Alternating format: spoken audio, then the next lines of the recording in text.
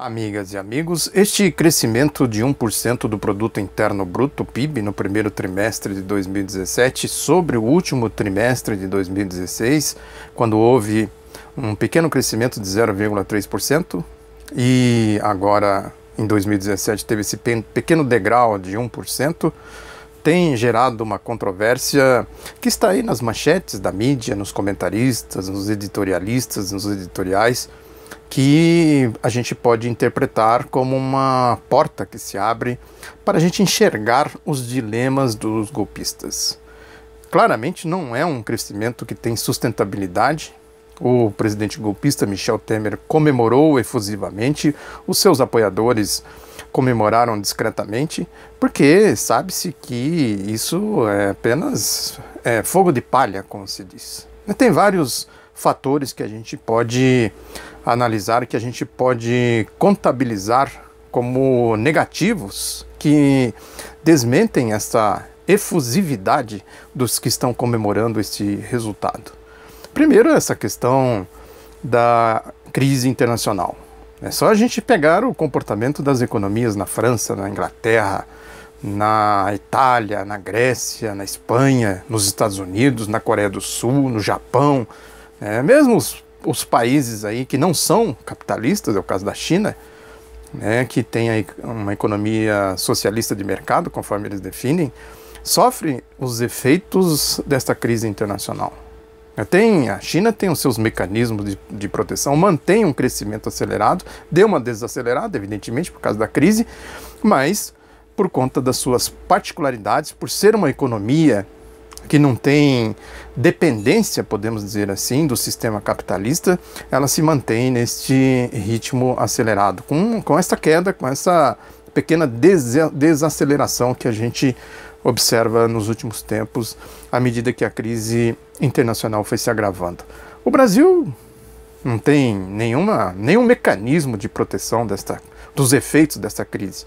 Vinha aí os ex-presidentes Lula e Dilma aplicando medidas para preservar o essencial, que era o emprego, a renda, isso consequentemente reduziria os privilégios, os ganhos da elite, aí, desses vários setores, principalmente o setor rentista, o setor financeiro, que motivou o motivo essencial de tudo isso, do agravamento da crise. Tem a questão histórica, ideológica, a questão política, mas o agravamento se deve, sem dúvida alguma, a esse dilema que se apresentava para o Brasil. Ou o Brasil seguia neste caminho de se proteger da crise, com crédito, com desoneração da folha, que, como diz a presidenta Dilma Rousseff, isso foi muito mal utilizado por esses capitalistas, que é isso, Eles são absolutamente desonestos. Que esta desoneração deveria servir para investimento, no entanto, foram ganhar dinheiro fácil na ciranda financeira. Mas a ideia, isso enquanto foi aplicado, isso na medida que teve efetividade, o Brasil se protegeu da crise. E criou os impasses, criou os dilemas. Todo mundo se lembra como o Grupo Globo tratava a questão da inflação. Claramente para manter a taxa de juros. É aí que eles se abastecem, que eles fazem a farra deles, o sistema financeiro, que é aí que eles metem a mão no recurso público, no orçamento público. Então, existia toda aquela campanha, inflação, inflação, inflação, para que os juros não baixassem a patamares que prejudicasse essa farra deles. E a presidenta Dilma foi corajosa, porque ela jogou a taxa de juros lá para baixo. E aí começou todo o dilema que resultou nisso que a gente está vivendo aqui. Esta é a situação concreta da economia. O jornal O Globo faz um editorial hoje na sua linha do lulopetismo, que são esses neologismos que eles criam para fazer a manipulação política e ideológica, dizendo que esse tal de lulopetismo é o responsável por esta crise, pela maior recessão da história, essas formulações grandiloquentes que servem claramente ao propósito da manipulação política e ideológica. Dizendo que houve populismo. Populismo é isso, garantir emprego, garantir renda, garantir a população, garantir mecanismos para que a população pudesse ter a sua renda, pudesse ter um mínimo de dignidade. Não essa situação que nós estamos vivendo agora de 14 milhões de desempregados, mais de 14 milhões. Aí o jornal o Globo cinicamente diz aqui esses dramas, o termo que eles usam aqui, dramas pessoais, uma esteira de dramas pessoais, né, com esse índice de desemprego. Então, além desse cinismo deles, que é isso que eu sempre falo aqui, são cínicos, né, um mundo do cinismo, o reino da mentira, né, que eles, para se garantir no golpe só por esses meios, né, pega aí essa questão de corrupção, lulopetismo, PT, Lula, não sei, Operação Lava Jato, e eles não conseguem fugir desse círculo, né, e para fazer esse círculo ter alguma dinâmica é necessário ficar repetindo mentiras, mentiras, mentiras e intensificando a corrupção. A Operação Lava Jato claramente é isso, essa operação de ocultação da corrupção, e você só oculta a corrupção com mais corrupção.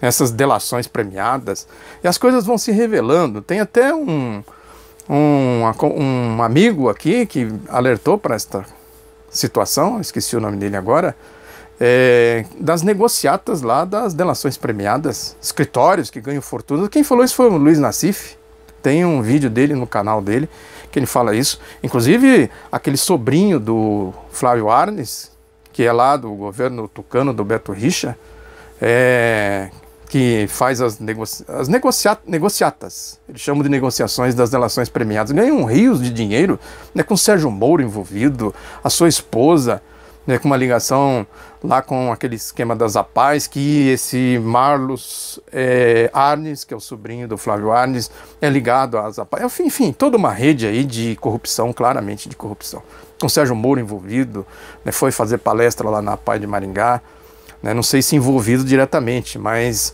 é aquela história, né, não basta ser honesto, né, tem que parecer honesto, a mulher do César e a mulher do Sérgio Moro e o Sérgio Moro, né, e também essa ligação dele com o Irivaldo Souza, lá de Maringá, né, isso é importante, ou seja, ali tem claramente um nicho de corrupção de grande porte que abastece outros nichos de corrupção, como os esgotinhos, e consequentemente tem essa ligação com a grande corrupção, que é o mundo aí do golpe, o mundo da mídia, o mundo da direita, o mundo da elite.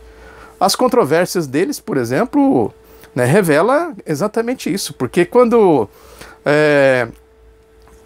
é preciso pôr os pingos nos is e os traços nos t's, e a gente vê quem é quem no jogo do bicho. O setor tal do setor produtivo chiando com essa questão do BNDES, querendo o que o Globo chama de bolsa empresário, né, e o BNDES sendo pressionado, porque é um mundo financeiro. É importante a gente compreender as coisas, toda essa controvérsia por esse ponto de vista. O que eles precisam efetivamente é garantir o giro do mundo financeiro. É isso, esta é a prioridade das prioridades. O resto é secundário, o resto é perfumaria, como se diz. Nesse negócio do PIB, por exemplo, ninguém se ilude com o negócio do PIB. O editorial do Globo fala isso claramente. Os juros, né, e as reformas pressionam a economia. Que no fundamental eles querem dizer o seguinte: o Temer não tem capacidade, não tem fibra para aprovar as reformas, né, e para ter uma política de juros mais controlada. Eles acham que os juros ainda estão altos. Claro que eles têm que garantir, né, é preciso que tenha uma certa produção, porque de onde eles vão tirar recursos para fazer a dinâmica do mundo financeiro circular? É preciso ter um mínimo de produção. Então é preciso baixar um pouco os juros. Aqui na economia tem que ter uma certa retomada, esse desespero pela retomada. Agora tem que ter as tais das reformas. Ou seja, tem que tirar direitos do povo, tirar a aposentadoria do povo, os direitos trabalhistas do povo. Né? Para quê? Para dar confiança aos tais dos investidores, dos empresários, o mundo do dinheiro. Para eles investirem, tem que dizer assim, não, tem alguém lá que banca a política neoliberal com firmeza. Não essa turma de molenga que tem aí de Temer. É preciso gente com mais pulso para aplicar a política neoliberal. Esse é o dilema, esse é o jogo deles, né? Isso está explícito aí nas análises que a gente vê sobre esse resultado do PIB. É tudo farofada, fanfarronada, espuma. O que é essencial é isso. É a necessidade de ter pulso para tocar o projeto neoliberal adiante, tocar o golpe adiante. Esse é o desafio que está posto para a gente enfrentar. Muito obrigado pela atenção. Divulgue o outro lado da notícia. Um abraço e até a próxima.